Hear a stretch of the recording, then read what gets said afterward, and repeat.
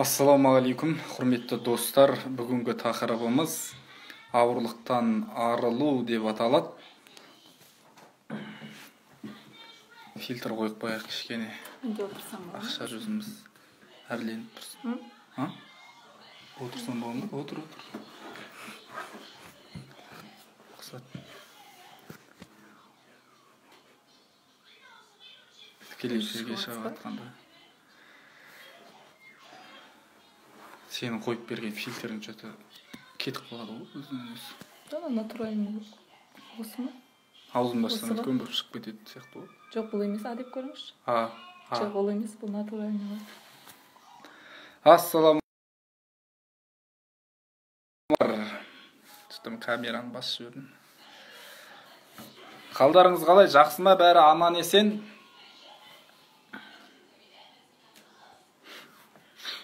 Кеш жарық, қалыңыз қалай апай, жақсыздар ма? Красавчик дейді, айтпаңыз, красавчик болдыңыз.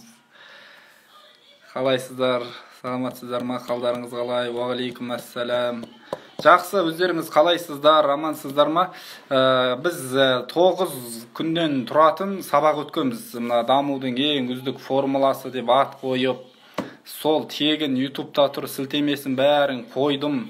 Мені танитын адамдар бар, туған бар, туысқандар бар, бәрі көрсе, осы именно қазіргі кезге керекті дүние. Ол жерде бір бизнес үйрету, маркетинг, сондай құрал емес. Нағыз адам өзімен жұмыс жасайтын дүниеде. Өзіммен көп жұмыс жасап, өзін қолға алып жүрген адамдардың бірімін деп айтсам болады, енді шама келгенше, яғни өзіміздің практикамыздан. Қоймайды екен. Жақсы, онда бүгін Ақерке екеніміз айтамыз, Алла қаласа Ақеркеде бөліседі, онда бері қарай отырып. Жаңағы менің қалай практиковать етіп жүргендігімді. Жақсы, давайте сіздерге бүгін қоятын тақырып осындай, қараңыз, ауырлықтан арылу. Ауырлықтан арылу деген тақырып көздеріңізге бір жатталсын. Ауырлықтан арылу, ол не ауырлық деп отырған шығарсыздар. Ауырлықтан арылу дегеніміз не? Мынандай нәрсені сіздерге айтқым келіп отыр. Кез келген нәрсені біз ішке жинаймыз да, бұл айтқанда психологтардан да барлық нәрседен енді мамандардан бұл нәрсені естіп жүрген шығарсыздар, бірақ бұл нәрсені мен осы дамудың ең үздік формуласында 50-ге дейін жақындатқам. Сол жерде осы сабақта айтылмаған бір категорияның біреуі. Ол дегеніміз былай, бұны жалпы бизнесте жүргенде, сетевой бизнес саласында осы соңғы 6 ай көлемінде сабақ өтіп, сол кісілермен жұмыс жасап жүрген кезде практиковать еттім, көп пайдасын көрдім, және де шын мәнінде сезіндім. Осы нәрсені барлықтарыңызға мен ұсынғым келіп отыр. Ол былай, мысалы сіз бизнесте жүрсеңіз, немесе өзіңіздің отбасыңызда болсын, командаңызда болсын, жүрген кездерде ең басты нәрсе мынандай: сіздің ойыңызға келген, сіздің санаңызға келген дүниені, ойыңызға келген дүниені біз ашық айта алмаймыз. Әсіресе мына біз қазақтар осы нәрсеге өте біз былай айтқан кезде, осы ауырлықты өзімізге өте көп жинаймыз. Енді қараңыз, бұл жерде мен нақтырақ сіздерге басын ашып, бірден басынан айтып берейін. Мысалы, былай есептейік. Мен мысалы огромный 700 мыңнан астам командасы бар үлкен компанияда сабақ өттім, сол жерде көптеген адамдармен жұмыс жасадым да, сол кезде осы төңіректе көп іздендім. Мысалы, сетевой бизнес саласын мысал қалай, өзім сол сабақ бердім, және де сол адамдардың бәрімен араласып, топ лидерлармен бәрімен жұмыс жасадым ғой. Сол кезде мынандай болады екен: 80%, ойлаңыздаршы, 80% сетевойда жүрген адамдар жалпы сырая масса дейді ғой, жалпы қоғамдағы халықтың былай айтқан кезде барлық категориясы бар. Мысалы, традиционный бизнеске барсаңыз, мысалы, кафе, ресторан, болсын, кез келген бизнесте былай айтқан кезде бір екшелген, өзін жеңген, белгілі бір кезеңдерден өткен адамдар жұмыс жасайды. Ал сетевой бизнеста мысалы мықты предпринимательдер да бар, орта буын өкілдері де бар, төменгі таптың өкілдері де бар, неше түрлі ұлт бар, неше түрлі мінез бар. Былай айтқан кезде 40 темірдің қылауы сияқты көптеген адамдар жұмыс жасайды да. Сол кезде мен күшті таңғалдым. Дәстүрлі бизнестен гөрі сетевой бизнеста бір адам негізі дұрысынан жұмыс жасаса мықты өсетіндігіне көзім жетті да. Мен ана халықаралық тренер боламын деп өмірімнің соңына дейін осы тақырып қылып, осы сетте істеп жүрген адамдарға көмектескім келеді. Өйткені дәстүрлі бизнестен гөрі сетте жүрген адамдарға көмек көбірек керек. Енді айтайын дегенім, сетевой бизнеста жүрген, жаңағы айтқанымдай, ес білетін 16 жастағы баладан бастап еңкейген қартқа дейін бәрі жұмыс жасайды. Яғни бұл жерде еңкейген қарттан 16 жасқа дейінгі балаларға дейін кәдімгідей ақша тауып жүрген адамдар бар да. Ақша тауып жүрген адамдар. Қырғызстаннан бір таныс бала бар, 16 жасынан бастап сетевой бизнеста істеген, жаңағындай үлкен жетістіктерге жеткен да. Енді айтайын дегенім, осы сетте жүрген 40 темірдің қылауы қаншама адамдар, мына баяғыдағы Астанадағы халық сияқты. Астанада сондай болды ғой, жан-жақтан шымкенттіктер бар, астаналықтар бар, павлодарлықтар бар, неше түрлі адамдар жұмыс іздеп келіп, неше түрлі орта болатын. Мен мектеп оқып жүрген кезде анаммен бірге барып, сол Астанада бір жұмыс жасағам. Енді жаңағы айтайын дегенім, осы жалпы халықты бизнес ретінде табыс табу жолында қай ортадан көреміз? Менің байқағаным сетевой бизнестен көреді екенбіз. Мысалы, мемлекеттік жұмыста әрбір мамандық бойынша категория бойынша екшеліп отырады да, бір бағыттармен мамандық бойынша. Ал сетке келсең, медик та бар, бәрі бар. Яғни неше түрлі адаммен жұмыс жасайсың да, сен тренер ретінде, ұстаз ретінде, маман ретінде, лидер, көшбасшы ретінде мықты өседі екенсің. Енді осы барлық болмысы халықтың сол сетевойда болатын болса, енді менің көзім жеткені 80% сол сетевойда бизнесте жүрген адамдар 80% уақытын, энергиясын өзінің командасындағы разборкаларды, ұрыс керісті, былай айтқан кезде негативті әңгімелерді, былай айтқан кезде қырғыз төбелесті шешумен кетеді екен. Өзіңіз ойлаңызшы, разборкаларды шешумен. Анау ананың адамын тартып алыпты, анау бүйтіп қойыпты, мынау сөйтіп қойыпты деген сияқты әңгімелер болады. Енді қараңыз. Енді бұған қалай қараңыздар? Бұған қандай шешім таптық, бұны қалай шешеміз біз? Енді 80% разборка деді. Яғни енді бұл жерде отбасында да сондай, отбасындағы белгілі, мен қанша процент екенін білмеймін, белгілі энергиямызда қазір көптеген адамдар отбасында отырып алып, әйелімен, бала шағасымен, өзімде бармын определенный, мысалы жаңағы келіспей, дауласып, энергиямыз кетеді деген сияқты. Енді қараңыз, 80% адам энергиясын ұрыс керісті, әртүрлі кикілжіңді, кереғар істерді шешуге жұмсайды екен. Енді бұны қалай шешуге болады? Яғни бұл жерде мен даму жолында айттым, кез келген нәрсені басынан дұрыс бастау керек. Ең басынан командаға келе қалған кезде, немесе бизнесті бастаған кезде, сіздің отбасыңыздың, немесе бизнесіңіздің, сіздің компанияңыздың корпоративті мәдениеті ретінде мына нәрсені алу керек. Жазып алыңыздар, сызып тұрып жазып алыңыздар. Бұл, былай айтқан кезде, мына ауызды ашық ұстау деген сөз. Ауызды ашық ұстау дегеніміз не? Мысалы, бір адам, мысалы, қараңыз да, бір адам сізге ұнамай жатыр, мысалы, сіздің корпоративті мәдениетіңізге сіңу керек. Біреу сізге сыртыңыздан өсек айта бастады, бір адам келеді да сізге жамандайды. Салтанат, сені пәленше бүйтіп жатыр, пәленше сені сөйтіп жатыр.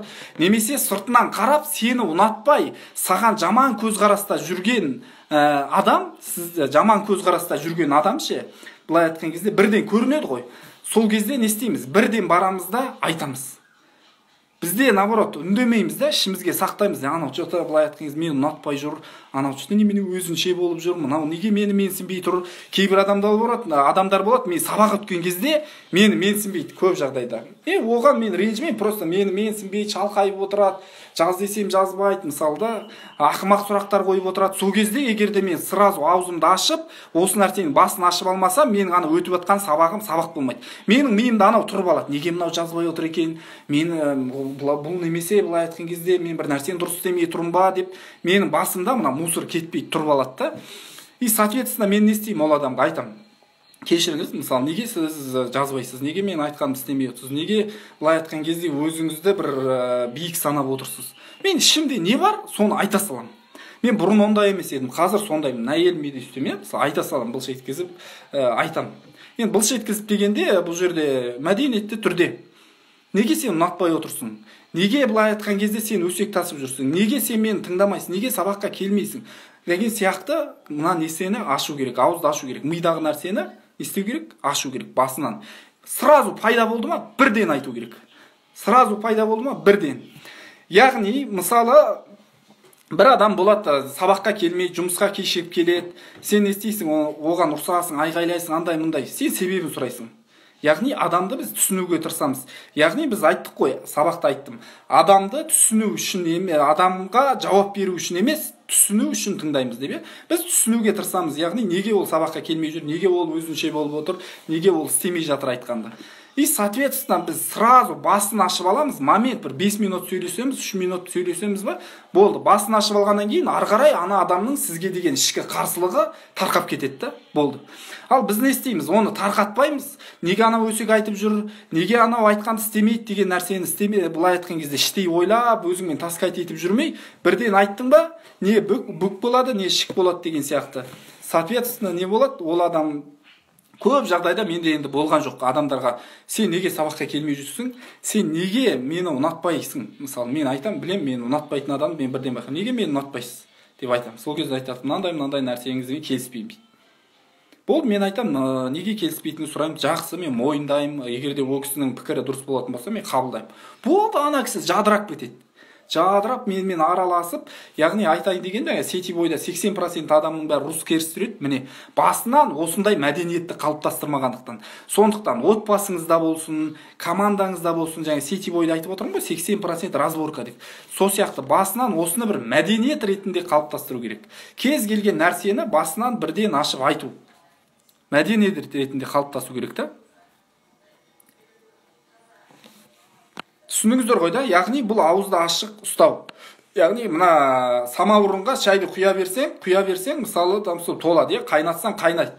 Егер де оны бесканса қайната беретін болсаң, не істейді ол? Мына самаурынды да бұзады, былай айтқан кезде ол шайың, былай айтқан кезде қайнап кеуіп қалады. Енді айтайын дегенім, мына самаурынның шай құятын жері бар ғой, сол сіздің аузыңыз. Сіздің басыңыз самаурын болса, ана ашатын күршегі, мына шүмегі аузыңыз сияқты. Сіздің басыңызға бір жаман ой келді, ана адам туралы ойланыңыз, анау менің адам тартып алды, анау анаған өсектеп жүр.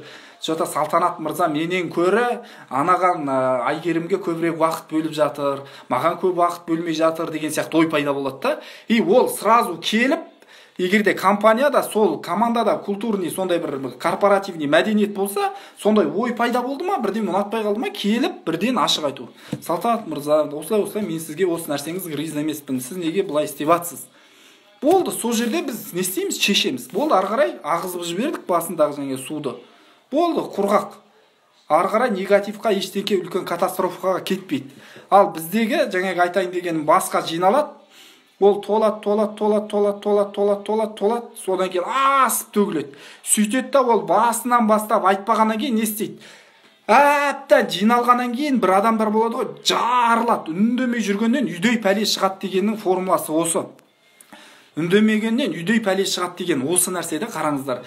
Сондықтан үндемей жүрген адамнан көп жағдайда адамдар қорқады кейбіреу. Неге? Себебі ол жинайды. Жарылады да, бір айтқан кезде. Яғни бизнесте де сондай. Сенің командаңда кім мені ұнатпайды? Мысалда Салтанат ретінде, мысалы мен осы командада жұмыс жасаймын. Кім мені ұнатпаса бірден айтсын. Бәрін Салтанат біледі деген нәрсені қойыңыздар. Мен де барлық нәрсені бәрін біле бермеймін. Сондықтан келіспесеңіздер, айтыңыздар. Егер де командада бір мәселе шығып жатыр ма, бірден маған айт. Болды. Ол нәрсені бір айтқан кезде біз компанияның қағидасы стандарт ретінде қойып тастаймыз. Болды, жаңадан келген адамға келді ма сразу айтамыз. Егер де сен компанияға бір претензияң болса, негесе бір жаман басыңда ой пайда болатын болса, белгілі бір нәрсемен келіспесең, біреумен сен келіспей, ұрыс керіс болып қалса, көзқарастарың қайшы болып қалатын болса, бірден не істейсіңдер? Сол адаммен сен тет-на-тет жолғасыңдар да шешесіңдер. Егер шеше алмасаңдар, маған келесіңдер, бірігіп шешеміз. Болды, шешілді, керемет бәрі. Ары қарай бәрі өзі жолына түсіп кетеді. Ал не болады? Ол былай айтқан кезде жаңа сетевойда айттым ғой, қаншама 80% энергиясын адамдар жаңа лидерлар огромный мыңдаған командасы бар. Анау ананың адамын жазып апты, мынау бүйтіп қойыпты, анау былай айтқан кезде ананың адамына былай айтқан сабақ өтіп қойыпты, әртүрлі анау анаған бүйтіп қойыпты. Міне разборкалар шешіп жүреді. Ал мен мысалы бұл нәрсені қалай ұйымдастырдым? Яғни мен бұны жаңа кітабыма да жаздым. Басынан бастап не істейміз? Команданы дұрыс бастау. Кез келген істі дұрыс бастаған кезде осы категорияны біз сақтаймыз. Яғни мәдениет ретінде қалыптастырамыз. Жаңадан келген адам түсінеді. Болды, сепочка бойынша кетеді. Ол өзінің адамын үйретеді, ол өзінің адамына осы нәрселер, мысалы, жаңа система, жүйе ретінде кетеді да.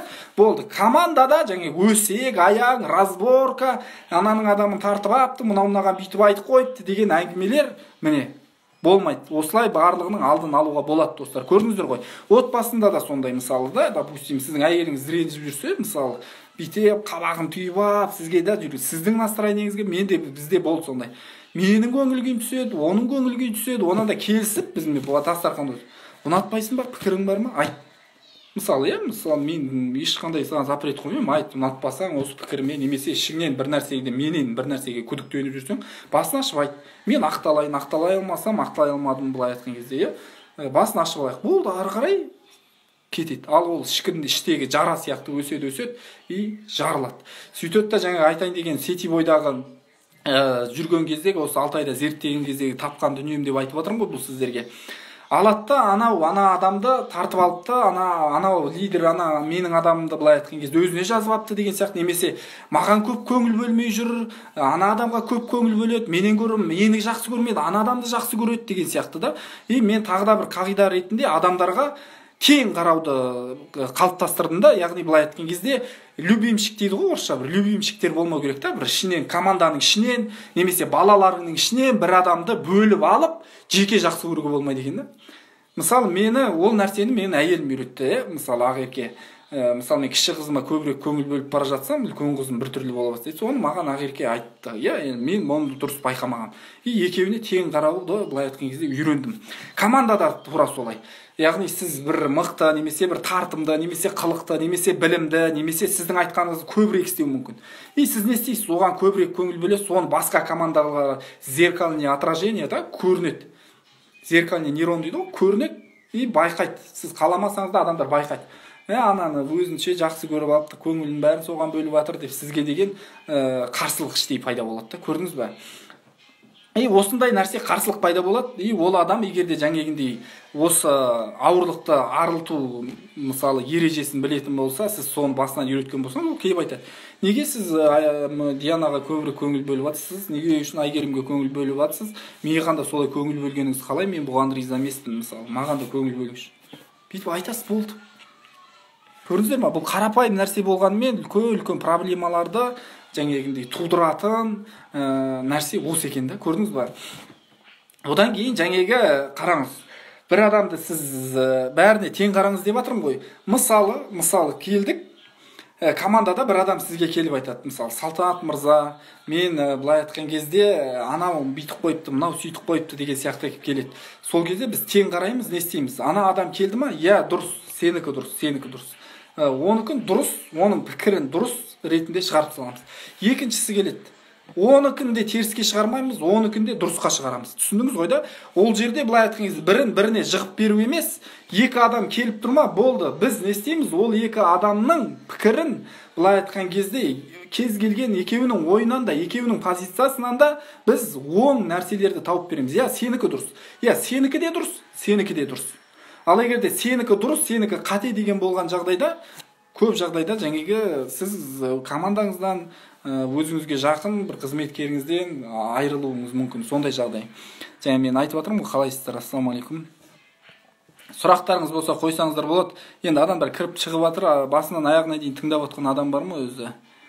Көп адам енді ақыл тыңдауға мұқтаж емес қой. Бірақ енді мен шығып жүрім, жүрегімді тыңдап, шынымен менің ақылым өзімнің ішкі жан дүниемде қайнап практикада шыққан. Айттым ғой сабақта, мен жүрегімді тыңдадым, мен енді лайықтымын мен айтуға деген кезде мен шығып жатырмын деп. Сондықтан бұл нәрселер өте сіздерге пайдасын береді. Түсіндіңіздер ғой да? Краникті ашық ұстаймыз. мынау сияқты толып кетпейміз. Яғни жаңа самаурынның ашып, кесеге шай құйып алған сияқты ашамыз, жабамыз, болды. И соответственно не болады? Сіздің басыңызда ми ашу. Міне Теміржан мырзаны қосайын сізді Тәкең, мысалы, Теміржан бізде оқыған, міне қазір дос, жұрағат болып араласып кеттік. Теміржан мырза, мысалы, табиғатына сондай адамдар болады. Бетіңе айта салады. Ұнатпай тұр ма, ұнатпай салады. Мен де сонда көңіліне қарап, ой, мынау ренжіп қалады ғой деп айтпай жүретін адамдар. Ал мен соны үйрендім да, түсіндіңіздер ме? Бір адамдар табиғатынан сондай, Теміржан мырза сияқты мына жерде отыр. Ұнатпай ма, айта салады бетіңе бұл шетке. Зато ешкім ренжімейді, кайф зато. Теміржанға да рақаттым. И соның көп зардап шекті. Мысалы, біреуге сен қарыз болып, немесе біреудің бір нәрсені істеймін деп істей алмай қалдың ба? Істей алмай қалсаң, істей алмадым деп айта салу керек. Оң көңіліне қарап, бүйтіп, сөйтіп, наоборот, өзің жек көрінішті болып, былай айтқан кезде огромный проблема болады да, кішкентай нәрсені. Сондықтан бірден не нәрсені болсын, әкесі өлсе де естіртеді дейді ғой, айта салу керек. Сондықтан менің ауырлықтан арылу деген нәрсені алып отырғаным осы. Қалайсыздар, Айгерім, қалайсыз? Қалдарыңыз қалай? Жақсысыздар ма? Так, кіммен әңгіме айтамыз?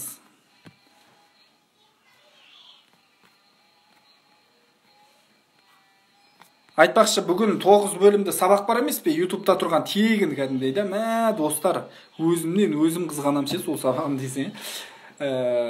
Сол сабақтың былай айтқан кезде достығын бүгін былай түнде 12-де, ертең түнде 12-де жабылады ол достық. Неге оны? Мен примерно 4-5 бөлімін ашып қоям, қалған 4-5 бөлімін жауып тастаймын. Себебі жаңегіндей ғой, бір шынымен де бір өте құнды нәрсені былай бере салсаң, адамдар оның қадірін де білмейді да. Ал егерде сен ол нәрсенің шынымен қадірін түсіндіріп басында, одан кейін керек адам арға алғысы келе ме, болды, байланысқа шықса, қалған бөлімдерді де ашып береміз. Зато кері байланыс алып, ол адам шын мәнінде сол процестен өтеді. Ал егерде оны шектеп қоймаса, ашық тұр ғой, ертең көрем, бүгін көрем деп адамдар жүре береді екен да. Так, Айгерім, қалайсыз? Соңғы кезде сізді что-то көп көрмей жүрмін ғой, не жаңалық болып отыр, бәрі аман есен ба? Сондықтан осы экраникті ашып қою, салмақтан, ауырлықтан арылу деген ал жағында енді жаңегі оны көбірек айта беруге болады, оны сіздер білесіздер.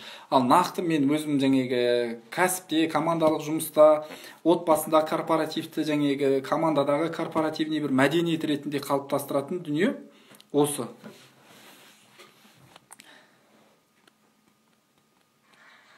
Так, кімде қандай сұрақтар бар?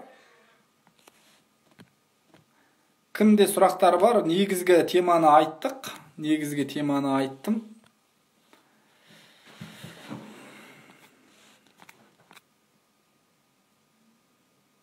Көріп біте алмай жатырмыз ғой дейді. Сабақты?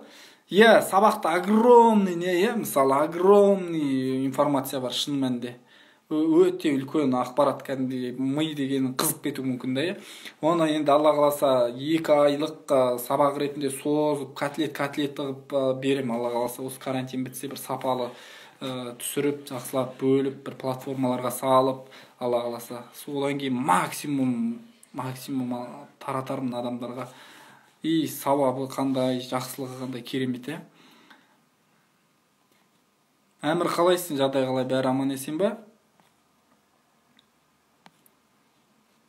Содан кейін мынандай нәрсе адамдар бар екен да, содан кейін мен байқағаным, жаңа айтып отырмын ғой, 80% адамдар разборкаларды шешумен энергиясын кетіреді деп, ұрыс керіс, әртүрлі келіспеушілік. И бір адамдар бар, табиғатына жаңағы Теміржан мырза сияқты бірден айтатын.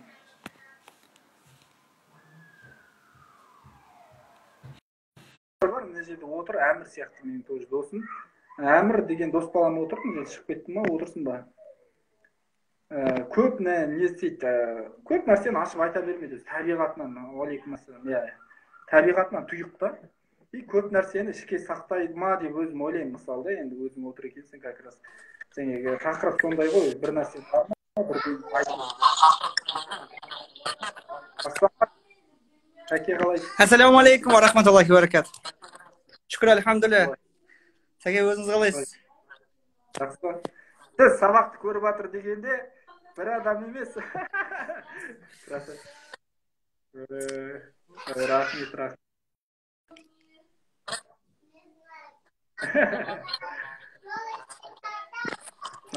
Активный адамсыз ғой. Сіз сабақты көріп жатыр дегенде бір адам Қатып қалып жатыр. Ендіше.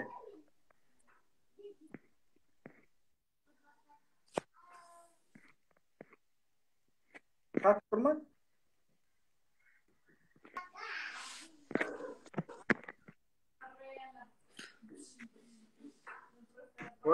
Естілмейді, қатып қалып жатыр. Мен жақсы естіліп тұр ма? Мен таза естіліп тұр ма? Жоқ, сіз қатып қалып жатырсыз. Сізге мен сізге қатып қалып жатырмын.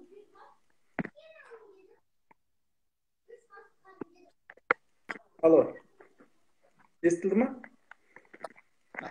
Я тыңдап тұрмын. Я естілді. Сіз сабақ көріп жатыр дегенде деймін, қуанып қалдым деймін да, сондай бір өзінің пікірі бар адамдар көрсе жақсы қуанасыз. Теміржан мырза мойындайды, қазақтың жақсы мойындайды ғой дедім.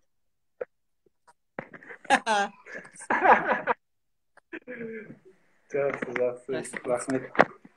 Өзіңіз қалайсыз, әке? Жақсы, шүкір, аман есен. Үшінші сабаққа? Жақсы, 9 ғой. 9 ғой, қарадым мен, күндіз қол тимейді, кешке жақын забивать етеміз ғой басқа. Карантинда бәрінің қолы бос, біздің қол бос емес почему-то. Сабақтарыңыз мықты сабақтар. Ауылда неше түрлі ермек бар ғой, ермек. Кітап оқу деген сияқты. Ауылда болса, табылады ғой жұмыс. Сабақ туралы пікіріңізді айтып жіберсеңізші мына жерде. Және осы айтып жатқан тақырып туралы сіз деген табиғатыңыздан ойыңыздағы нәрсені айта салатын адамсыз ғой. Сол қасиетіңіз өмірде сізге көмектеседі. И сол қасиетіңіз қандай бір қиындықтардан мәселелерді шешіп берді сізге, мысалы. Сол туралы айтыңызшы. Сабақ өте керемет. Бұл сәке сіздің көп жылдар бойы білім жинаған, соны білімді іске асырамай жүріп, сосын осыған исламды қосып, даналыққа келген бір түйін ғой. Соңғы кездескенде офиста кездестік қой. Сол кезде байқадым да мен уже басқа көзқарас, бұрынғы тез шатақ пышақ деген салтанат емес, уже тұрақталған, ойынды қорытып отқан, оның үстіне Талғат мырза да өте мықты, өте тез шапшаң кәсіпкер ғой. Ол кісі сізден білім сұрап жүр деген сөз, білім тыңдап жүр, сіздің айтқандарыңызды істеп жүр деген сөз. Ол жай емес қой, өйткені ол кісінің тәжірибесі көп, ол кісі тәжірибемен алады ғой. Бізде тәжірибе аз ғой. Ал прямойлығын көп мешеттеді маған қайта. Көмектесетін кездері де болады, бірақ қана көп мешеттеді, өйткені елдер көңілге қарайды ғой. Сіз прямойлығыз, былай айтқан кезде тура айтатын шығарсыз, бұл жұмсақ емес, Иә. Сіздікі былай адамның айтатын моментінде емес, моменттерді айта салу да. Адамды дайындап, былай, осылай деп командаға. Сізде осыны командаңызға сіңіріп қойыңыз. Иә. Ішінде сізден осы бір шұқырлығыңыздан, сіздің мінезіңізден командаңызда бір адамдар бар шығар деп ойлаймын, что сізге бата алмай, өйткені сіз енді кішкене мінезіңіз бар, өте сондай ғой, мысалы да, содан қорқып кейбір азаматтар, кейбір қыздар сізге айта алмау мүмкін бір пікірі, немесе бір ұнамайтын нәрсесін ішінен сөйтіп жүреді да, үндемей, содан кейін кетіп қала салады жұмыстан, мысалы. Ал басынан ашып айтып алса, давайте жігіттер, мен айғайлап сөйлеген, тура мінезді болғанымен, мен де мұсылманмын, жүрегім бар, бәрін мен біледі деген әңгіме емес. Бизнесті дамытуға қарай пікірлерің, немесе менің бір мінезіме, бір әрекеттеріме қатысты бір ойлар. Сөйту керек, иә. Басынан бір ереже сияқты сөйту керек. Сөйту керек. Алдын ала ашып алу керек бүкіл мәселені. Потому что мен жүрегіммен бизнес жасаймын, жүрегіммен ойлаймын, команданың жүрегімен ойлаймын. Барлық мына команда болып жатқан нелерді бірінші түнде басынан өткіземін ғой. Ертең істейтін істі мен түнде басынан өткізіп аламын да, келесі күні таңертең тапсырма беремін. Міне былай сен неге деген сұрақ қойылмайтындай қылып жасаймын да. А бұлар бәрі ойлайды, мынау ақылсынып тұр, мынау не істейді. Өйткені мен өз бизнесімді өзім ойлаймын ғой, қалай екен, қалай болу керек екен. Сондай. Сол үшін алдын ала ашып алғанда дұрыс, ол да дұрыс. Жақсы ақыл екен. Әрине.